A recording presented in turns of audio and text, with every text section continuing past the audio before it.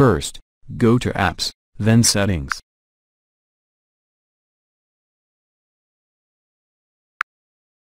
About device.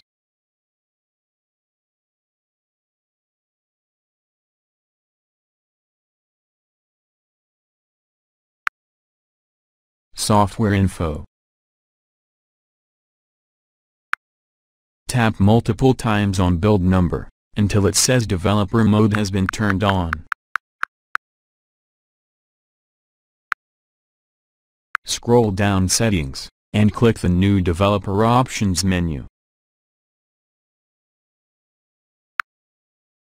Turn it on, then enable USB Debugging.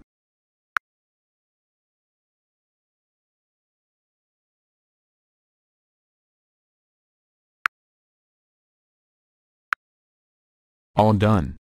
Please subscribe.